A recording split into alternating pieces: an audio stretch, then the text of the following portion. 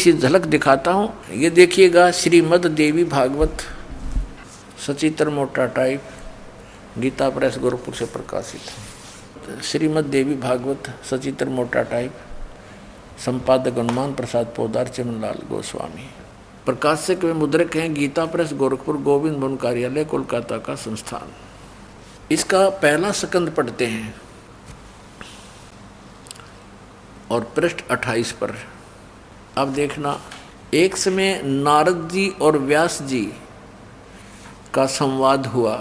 नारद जी से व्यास जी ने प्रश्न किया तो नारद जी ने उसका उत्तर दिया। नारद जी ने कहा, महाभाग व्यास जी, तुम इस विषय में जो पूछ रहे हो ठीक यही प्रश्न मेरे पिताजी ने भगवान श्री हरि से किया था। देवा अधिदेव भगवान जगत के स्वामी हैं।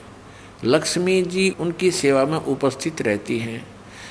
दिव्य कौस्तुमणि उनकी शोभा बढ़ाती है। वे शंख चक्र गदा लिए रहते हैं, पीताम्बर धारण करते हैं, 4 भुजाएं। वे चराचर जगत के आश्रयदाता हैं। ये विष्णु जी की महिमा कर रहे हैं। नारद जी के ब्रह्मा जी ने बताई थी। जगत गुरु एवं देवताओं के भी देवता हैं। ऐसे जगत प्रभु भगवान श्री हरि महान तप कर रहे थे। उनकी समाधि लगी थी। यह देखकर मेरे पिता ब्रह्मा जी को बड़ा आश्चर्य हुआ। अतः उन्होंने जानने की इच्छा प्रकट की। ब्रह्मा जी ने पूछा, प्रभो, आप देवताओं के अध्यक्ष, जगत के स्वामी और भूत भविष्य एवं वर्तमान सभी जीवों के एकमात्र शासक हैं। भगवान, फिर आप क्यों तपस्या कर रहे हैं और किस देवता की आराधना में ध्यान मग्न हैं?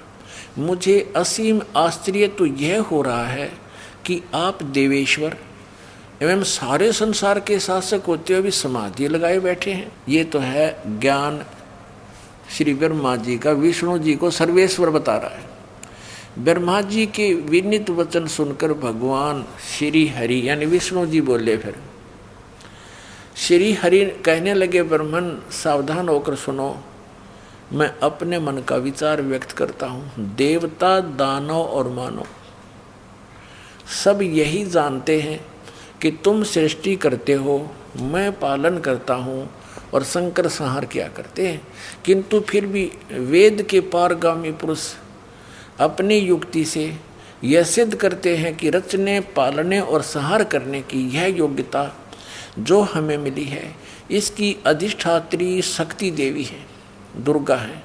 वे कहते हैं कि संसार की सृष्टि करने के लिए तुम में राजसी शक्ति का संचार हुआ है, यानी ब्रह्मा जी रजगुण और मुझे सात्विक शक्ति मिली है, विष्णु जी सतगुण। रुद्र में तामसी शक्ति का आविर्भाव हुआ है, यानी शिव जी ये तमोगुण। उस शक्ति के अभाव में तुम इस संसार की सृष्टि नहीं कर सकते, मैं पालन करने में सफल नहीं हो सकता और रुद्र से संहार कार्य भी नहीं हो सकता। हम सभी उस शक्ति के सहारे ही अपने कार्य में सदा सफल होते आए हैं। सुवर्त प्रत्यक्ष और प्रोक्ष दोनों उदाहरण मैं तुम्हारे सामने रखता हूँ, सुनो। यह निश्चित है कि उस शक्ति के अधीन होकर ही मैं इस शेष नाग की सैया पर सोता और सृष्टि करने का अवसर आते ही जग जाता हूँ। मैं सदा तप करने में लगा रहता हूँ और उस शक्ति के शासन से कभी मुक्त नहीं रह सकता। कभी अवसर मिला तो लक्ष्मी के साथ सुखपूर्वक समय बिताने का सौभाग्य प्राप्त होता है। मैं कभी तो दानवों के साथ युद्ध करता रहता हूँ। अखिल जगत को भय पहुँचाने वाले दैत्यों के विकराल शरीरों को शांत करना मेरा परम कर्तव्य हो जाता है। और देखो यहाँ कमाल कर दिया, अपने आध्यात्मिक नॉलेज में तोड़ पाड़ दिया। श्री विष्णु जी कह रहे हैं कि मुझे सब प्रकार से शक्ति यानी दुर्गा प्रकृति देवी के अधीन होकर रहना पड़ता है। उन्हीं भगवती शक्ति का मैं निरंतर ध्यान किया करता हूँ।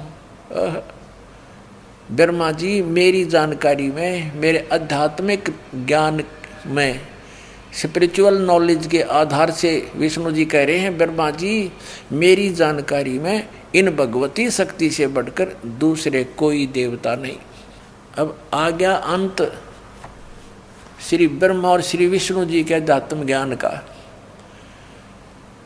ब्रह्मा जी तो विष्णु जी को सर्वेश्वर बता रहे हैं, सब देवों के मालिक, सारे जगत के स्वामी, आश्रयदाता, और ये कह रहे हैं कि मैं तो दुर्गा के अधीन रहता हूँ, उसी का तप करता हूँ, उसी का ध्यान करता हूँ, उसी की पूजा करता हूँ, और मेरी जानकारी में, मेरे अध्यात्म ज्ञान में जितना मुझे ज्ञान है, इस दुर्गा से ऊपर कोई भगवान नहीं। ये आ गया अंत श्री विष्णु जी के अध्यात्म ज्ञान का। अब श्री दुर्गा जी क्या कहती है, देवी जी क्या कहती हैं, हिमालय राजा को अपना अध्यात्म ज्ञान बताते समय देखिएगा। 7वां स्कंद और ये 562 पृष्ठ में, ये 562 पृष्ठ। देवी के द्वारा हिमालय को ज्ञानोपदेश और ब्रह्म स्वरूप का वर्णन। पहले तो इसने अपने विषय में कुछ जानकारी दी है, लेकिन वो उसके विषय में कह दिया ये भी कंप्लीट नहीं है।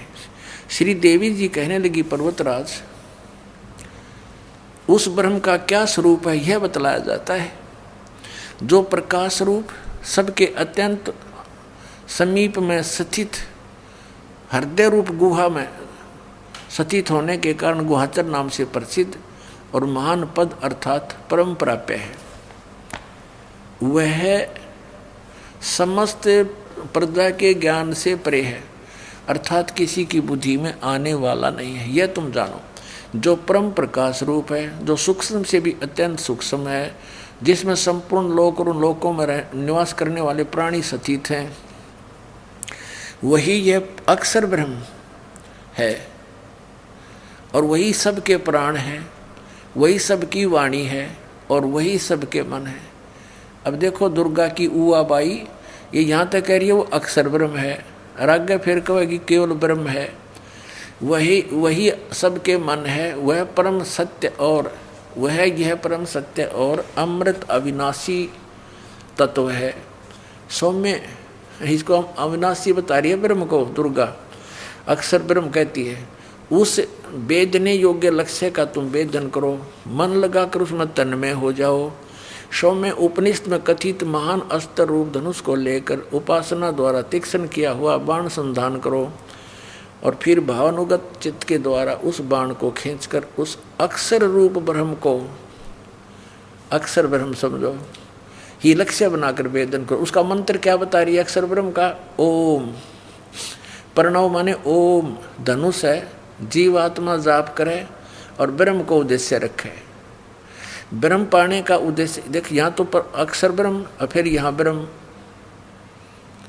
ओम उसका नाम है ब्रह्म का।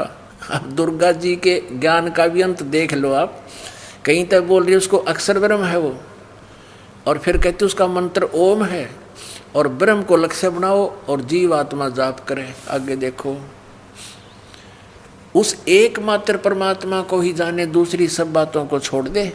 यहाँ दुर्गा जी ने अपनी साधना को भी रिजेक्ट कर दिया कि केवल उस एक ब्रह्म को ही जाने, यही अमृत रूप परमात्मा के पास पहुंचाने वाला पुल है। यहाँ देखो, इस आत्मा का ओम के जप के साथ ध्यान करो, इससे अज्ञान में अंधकार से सर्वथा परे और संसार समुद्र से उस पार जो ब्रह्म है उसको पा जाओगे, तुम्हारा कल्याण हो।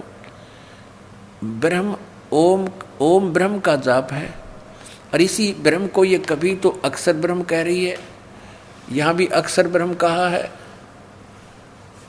तो इसे सिद्ध है कि ये कितनी विद्वान है, और इसने कहा कि इस ब्रह्म की पूजा करो और सब की पूजा छोड़ दो। और वो ब्रह्म कहाँ रहता है, उसका ओम नाम है,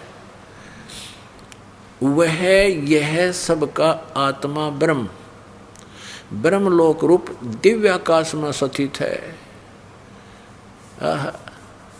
ये ब्रह्म ब्रह्मलोक में रहता है अपने आत्माओं। यही यजुर्वेद अध्याय नंबर 40 के मंत्र नंबर 17 में स्पष्ट है। वेद ज्ञान दाता ये ब्रह्म है। ये कहता है कि मैं ऊपर अंतरिक्ष में ब्रह्मलोक में रहता हूँ, स्वर्ग में रहता हूँ, और वो परमात्मा तो प्रोक्ष है, वो तो गुप्त है, उसकी जानकारी हमें नहीं है। वो तत्वदर्शी संतों से पूछो। यजुर्वेद अध्याय नंबर 40 के मंत्र 10 से लेकर 13 में तत्वदर्शी संतों की पहचान भी बताई है, और उन्हीं से जानने के लिए कहा है। पूर्ण कंप्लीट स्पिरिचुअल नॉलेज को, यानी पूर्ण अध्यात्म ज्ञान को उन तत्वदर्शी संतों से ही पूछो। अब आपने देख लिया, दास ने